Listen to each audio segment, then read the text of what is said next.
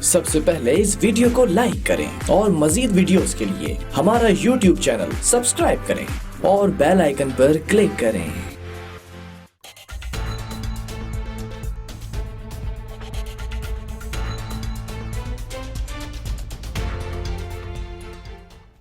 Welcome back नाज़रीन। गुज़िश्ता रोज़ हमने बात की थी मीडिया की जो खबरें थी उस पर गर्दिश में थी वो खबरें कि वफाकी बजट पेश किया गया था, लेकिन सिंध हुकूमत का बजट भी पेश कर दिया गया है। और अगर उसके ऊपर फैक्ट्स एंड फिगर्स पर बात कर ली जाए तो सिंध हुकूमत का जो बजट है 12 खरब 40 अरब रुपए का बजट पेश किया गया। मुराद अली शाह साहब ने बजट पेश किया।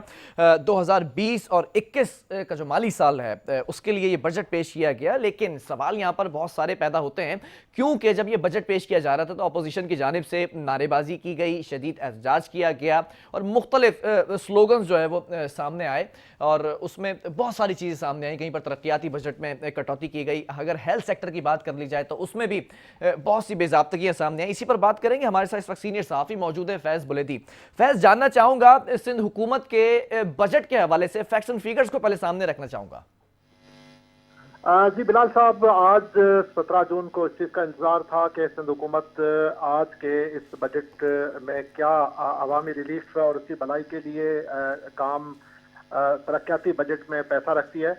तो अब सिंध हुकूमत का बजट पेश हो चुका है। तकरीबन 1241 खरब रुपए का ये बजट है, जिसमें तरक्याती बजट जो है वो 155 अरब रुपए का है। जो प्रोविंशियल एडीपी है, जो डिस्ट्रिक्ट एडीपी है, वो 15 अरब है।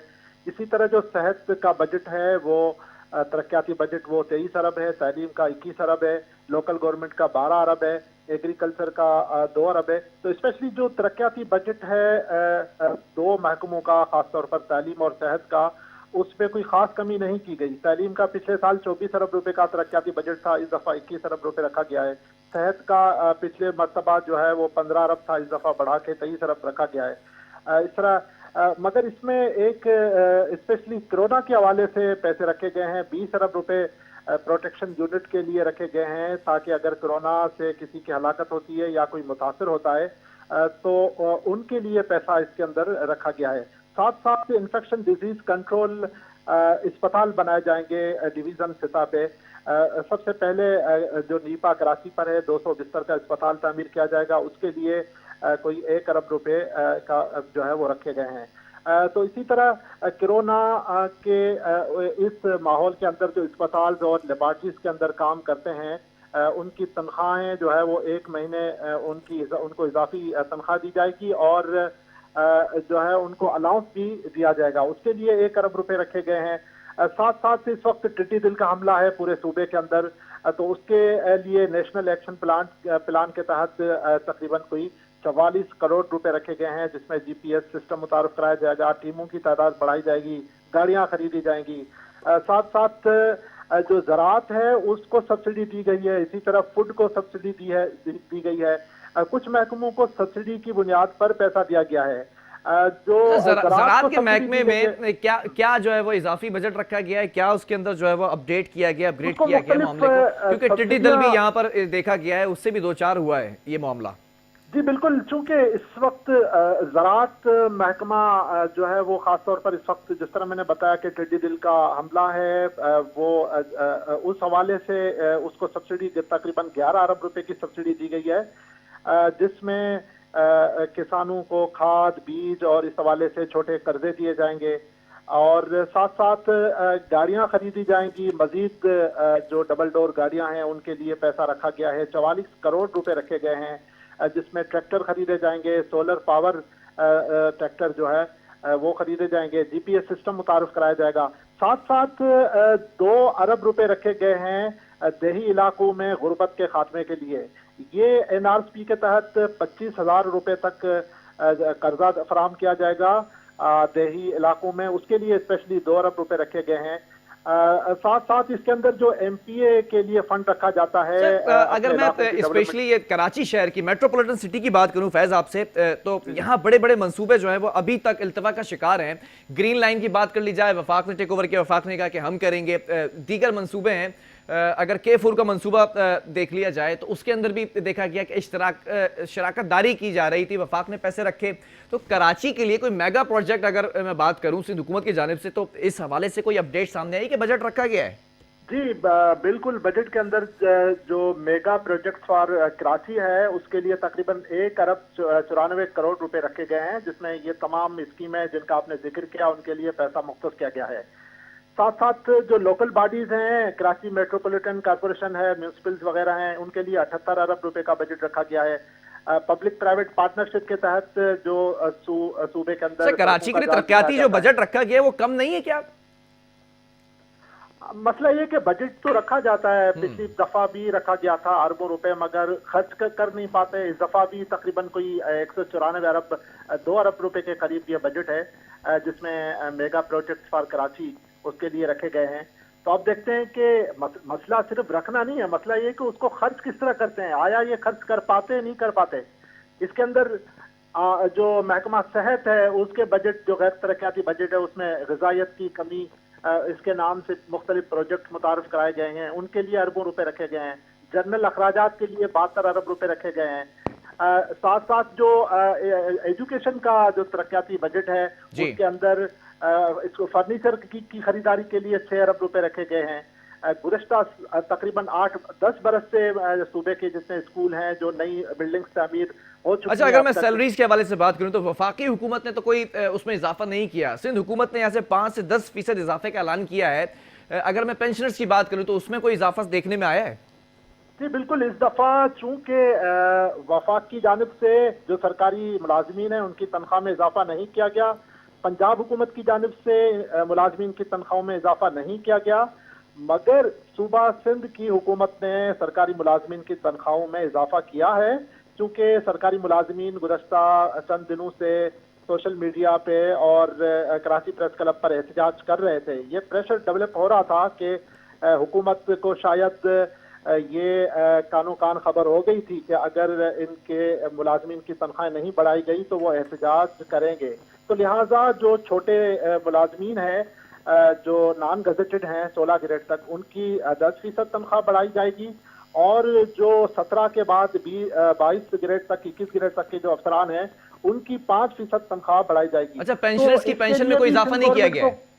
जी, पेंशनर्स की जो पेंशन है उसमें कोई इजाफा नहीं किया गया? उनमें भी इजाफा किया जाएगा। अच्छा। उनमें भी मेरा ख्याल कोई 5% इजाफा करने का ऐलान किया गया है, मगर इसके लिए भी सिंध गवर्नमेंट को कोई 10 अरब रुपए चाहिए इतने इजाफे के लिए। अच्छा, इस बजट में ये जो नए माली साल का बजट पेश किया गया, इसमें कोई नया टैक्स आयद किया गया है? जी नहीं, नया टैक्स आयद नहीं किया गया, मगर पुराने टैक्स ही इतने हैं जो जिस तरह ये जो बजट है इसके अंदर सिर्फ जो जनरल अखराजात हैं गवर्नमेंट के, उसके लिए 72 अरब रुपए रखे गए हैं। तो फिर जब ये नया टैक्स कोई आयद नहीं किया गया, ये जो आपने तमाम चीजें बताई हैं स्पेसिफिकली हर शोबे से, डिपार्टमेंट से मुतालिक, तो फिर ऑपोजिशन ने इतना एहतजाज क्यों किया, नारेबाजी की गई, स्लोगन्स जो है वो कोट किए गए? जी, अपोजिशन ने तो अब चूंकि बजट पेश हुआ है, मेरे ख्याल बजट पढ़ने के बाद उनको एहतजाज करना चाहिए था। बजट को पहले पढ़ना जरूर चाहिए था कि इसके अंदर क्या क्या चीजें हैं। मेरे ख्याल अब देखते हैं कि ये जो प्रोटेक्शन यूनिट के लिए 20 अरब रुपए रखे हैं कोरोना के हवाले से, वो देखते हैं कि वो ये 20 अरब रुपए की जो डिस्ट्रीब्यूशन है ये किस तरह है, कि इसके लिए क्या दायराकार क्या है, ये किसको देंगे। और साथ साथ आपने हेल्थ का जो बजट इस कदर बढ़ा दिया है, आपने अस्पताल बनाने के लिए इतने पैसे रखे हैं कोई 10 अरब रुपए, तो आइंदा 12 महीने में आप किस तरह अस्पताल बना पाएंगे? अच्छा, स्पेसिफिकली अगर मेट्रोपॉलिटन सिटी की बात की जाए तो यहाँ पर ट्रांसपोर्ट का निज़ाम हमेशा से मुतासिर रहा है और इस पर कभी भी कोई हमने प्रोग्रेस नहीं देखी। 10 सालों में हमने देखा कि वो 600 बसें कही गई थी, फिर वो 200 बसों तक गया था, फिर वो कुछ कमोबेश 100 के करीब बसें दे दी गई थी। तो अभी ट्रांसपोर्ट सिस्टम में बेहतरी के लिए कोई बजट रखा गया है? जी, ट्रांसपोर्ट की बेहतरी के लिए तो इस 4 साल पहले भी ये अनाउंसमेंट हुई थी कि कराची के अंदर स्पेशली जो है ना वो 1000 तक बसें लाई जाएंगी, आहिस्ता आहिस्ता पहले 50 आएंगी, फिर 100, फिर 200। मेरे ख्याल ये सिर्फ दावे ही सिंध हुकूमत अब तक कर रही है।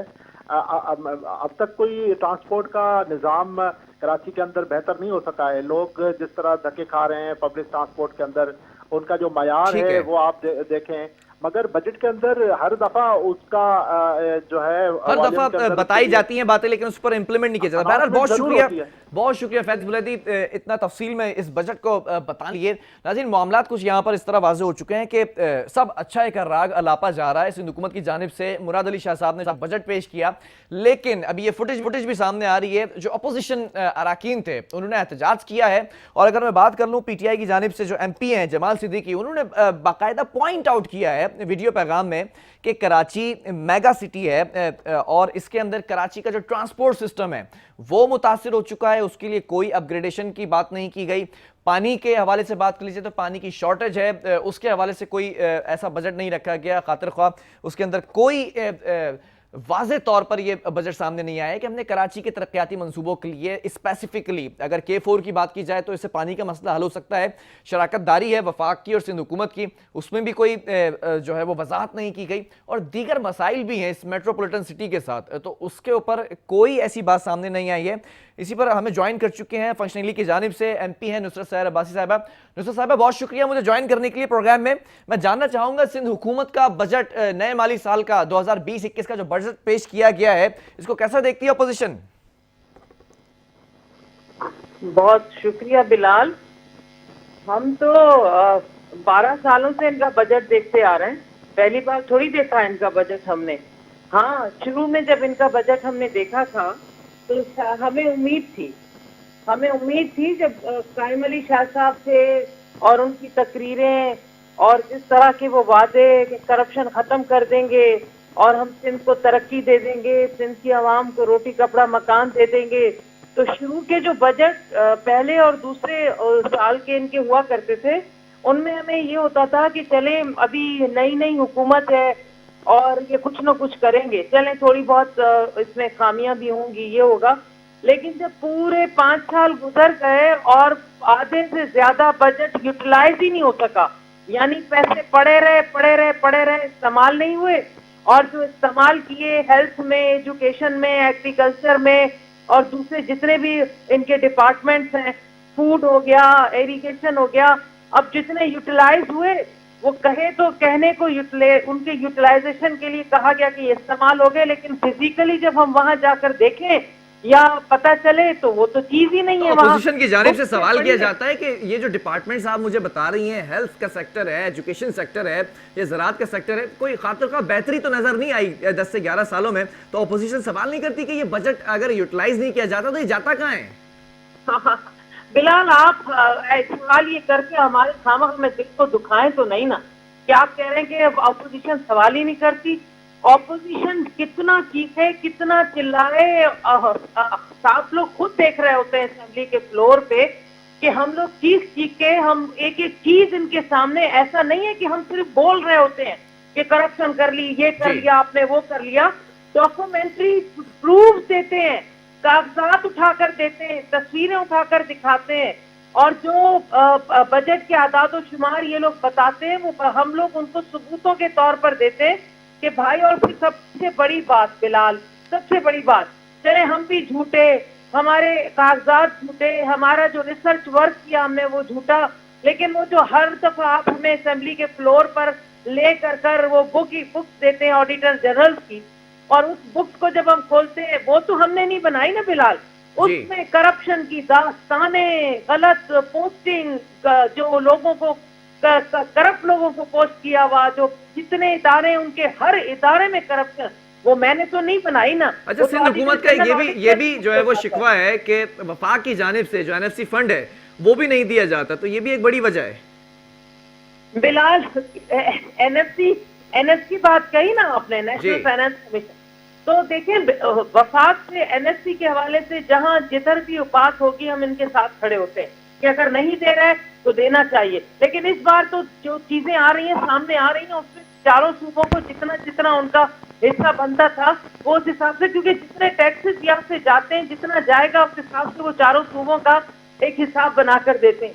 अगर NFC की बात हो रही है बिलाल, तो आप क्यों भूलते हैं कि अपने सूबे का भी एक प्रोविंशियल फाइनेंस कमीशन होता है।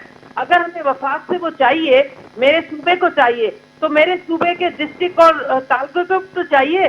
अगर सूबा हमारी हुकूमत, सिंध हुकूमत वफाक से वो पैसे मांगे और हम उनके साथ खड़े होते, हजारों रेजोल्यूशन में उनके साथ किया है कि नहीं है एनएफसी का हिस्सा हमें चाहिए, तो भाई पीएफसी भी तो चाहिए। जिला खैरपुर, जिला नवाबशाह, जिला लाड़काना, जिला मीरपुर खास, वहां के लोगों ने क्या कसूर किया है? वहां पे तो 9 सालों से पीएफसी नहीं दे रहे ये लोग, लेकिन एनएफसी के लिए तो ठीक है एनएफसी के हम आपके साथ खड़े, लेकिन खुदारा निचली सतह पर जो लोग मर रहे हैं वहां पे जो पैसा जाना चाहिए उनको, वो यूटिलाइजेशन, तरक्की, हर चीज के लिए पैसा चाहिए, वो तो आपने देना नहीं है। तो इनका दोगलापन है। मैं आपको अच्छा नुसरत साहिबा, 12वां बताती साल है और इस वक्त मैं कराची की सूरत हाल पर स्पेसिफिकली बात करना चाहूंगा। मेट्रोपॉलिटन सिटी है, इकोनॉमिक हब है। कराची के हवाले से क्या समझती हैं, सिंध हुकूमत ने जायज जो है वो बजट पेश किया है?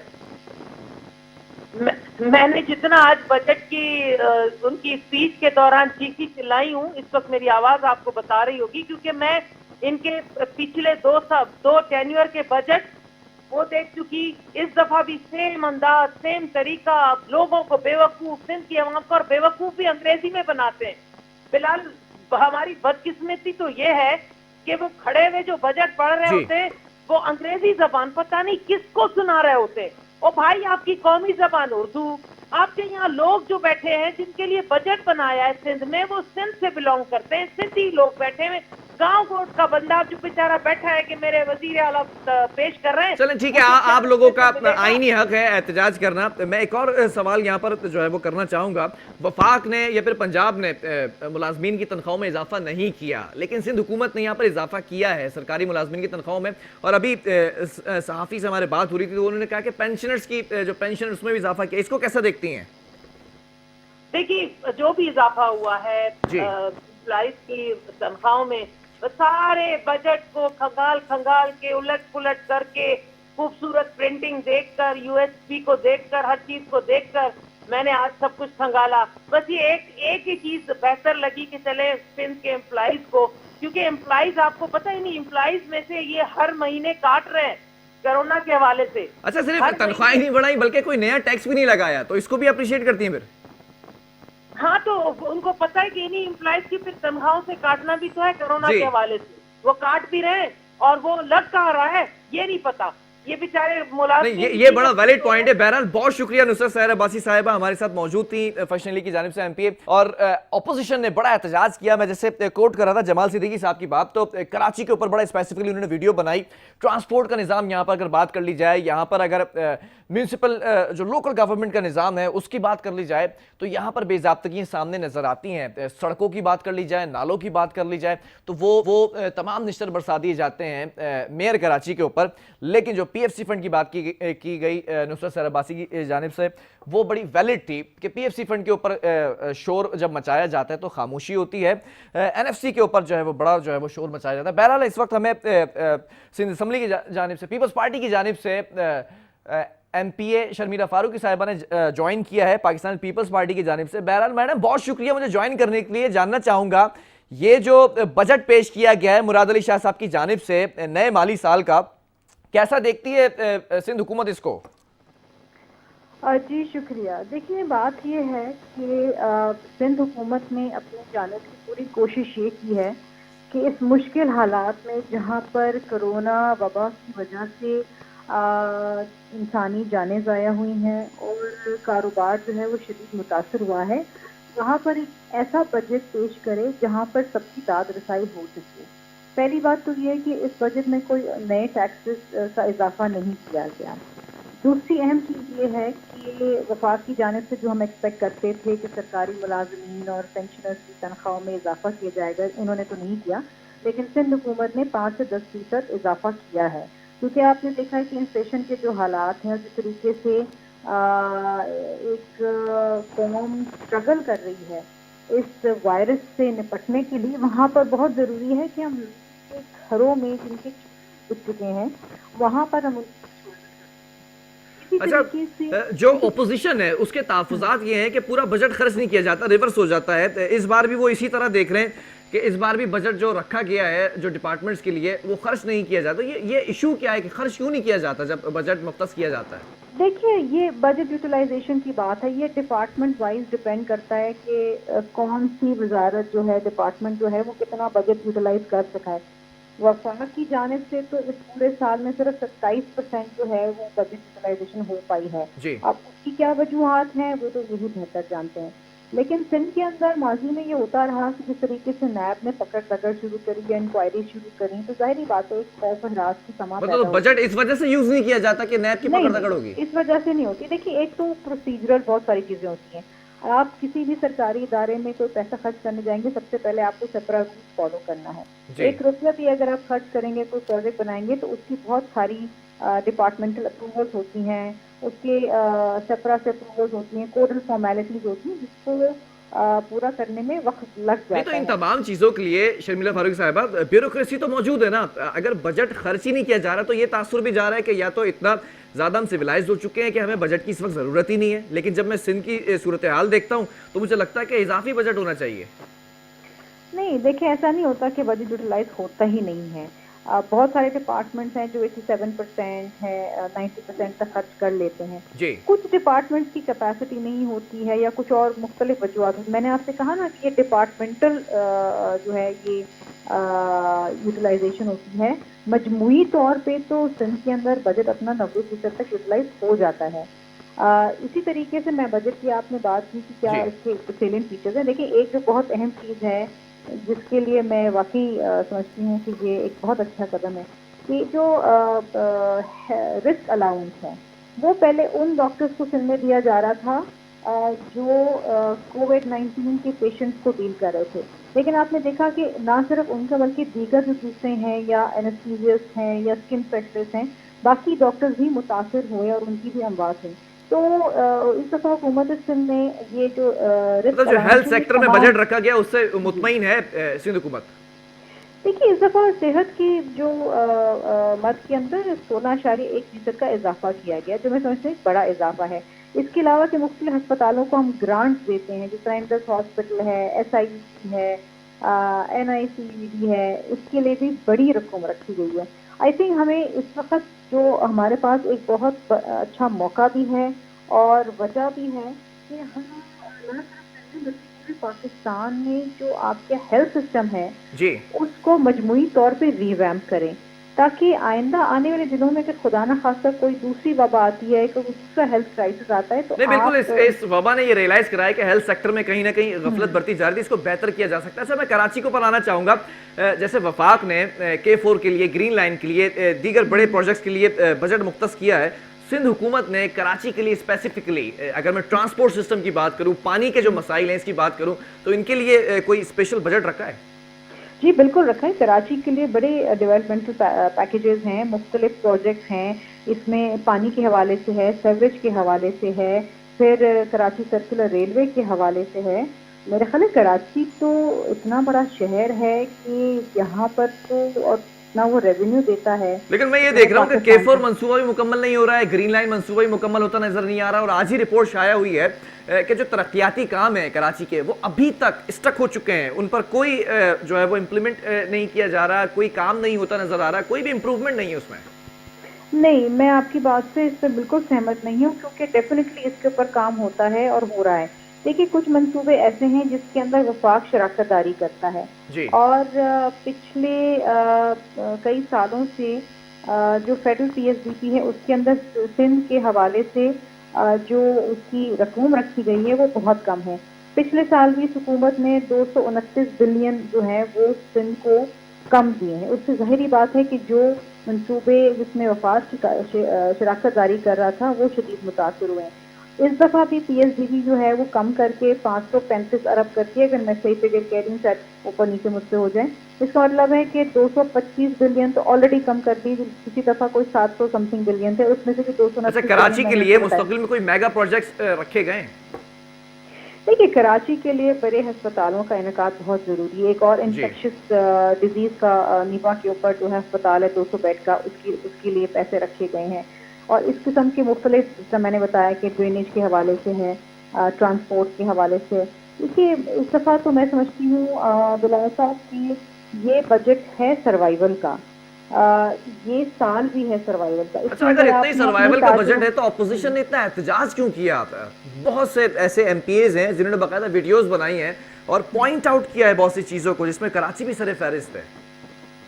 देखिए, मैंने आपको बताया कि कराची के लिए तो आप जितनी इन्वेस्टमेंट कराची में करें वो कम है, और क्योंकि कराची पाकिस्तान का सबसे बड़ा शहर है और कराची के अंदर जो कराची से जो रेवेन्यू जाता है वो पूरे पाकिस्तान को सपोर्ट करता है, बिलखुसूस वफाक। मुझे तो दुख ये है कि वफाक ने भी इस बार, हमने तो तकरीबन यहाँ से कोई 8-9 प्रोजेक्ट किए थे, लेकिन वफाक ने सिर्फ 2 प्रोजेक्ट जो हैं वो अप्रूव किए हैं। चले, मुझे वफाकी हुकूमत पर आप अफसोस का इजहार कर रही है, मैं जरा जानना चाहूंगा कराची के लिए 12 सालों में क्या मेगा प्रोजेक्ट्स बना दिए सिंध हुकूमत ने? अच्छा, अगर आप मुझसे 12 सालों की आपने मुझसे एक जनरल क्वेश्चन कर रहा हूँ कि मेगा प्रोजेक्ट्स गिनवा दिए जाएं अगर। देखिए, सबसे बड़ा मेगा प्रोजेक्ट तो आपका NICVD है, जिसकी आपने ना सिर्फ कराची, NICVD के अंदर कुछ 40 अरब रुपए की इन्वेस्टमेंट की है सिंध हुकूमत ने, और आज वो एक ऐसा स्टेट ऑफ द आर्ट जो है वो अस्पताल है, उसके सैटेलाइट हॉस्पिटल्स हैं सिंध के मुख्तलिफ इजला के अंदर। अच्छा, इसके बाद इसी तरीके से जो ट्रॉमा सेंटर बना है जी, वो है। मतलब इस किस्म के तो बहुत सारे ऐसे काम कराची के अंदर हुए। इसके लिए तो मैं तो आपसे गुजारिश ये करूंगी कि अगर आप कोई अलग से प्रोग्राम कर लें और मुझे आप बुला लें तो मेरा ख्याल है कि मैं इंशाल्लाह मैं बिल्कुल मौका दूंगा आपको अलग से प्रोग्राम करने के लिए और इस पर तफसीलन भी गुफ्तगू हुई। बहरहाल बहुत शुक्रिया शर्मिला फारूक साहिबा, आपने प्रोग्राम के लिए वक्त दिया।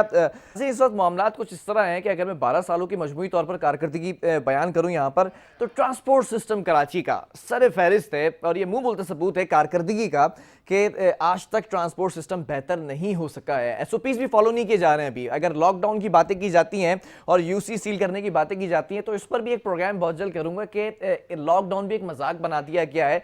10 बजे के बाद रेस्टोरेंट्स पर टेक अवे भी जो है वो होता हुआ नजर आ रहा है और वहां पर कुछ ऐसे भी रेस्टोरेंट्स हैं, कुछ ऐसी भी दुकानें हैं जो 10 बजे के बाद भी खुली होती हैं और वहां पर काम चल रहा होता है खरीदो फरोख्त का। तो ये SOPs की खिलाफ वर्जी और लॉकडाउन को एक मजाक बनाया, ये भी सिंध हुकूमत की कारकर्दगी। बहरहाल यहाँ पर एक वक्फा लूंगा, इसके बाद एक और स्टोरी शामिल करेंगे।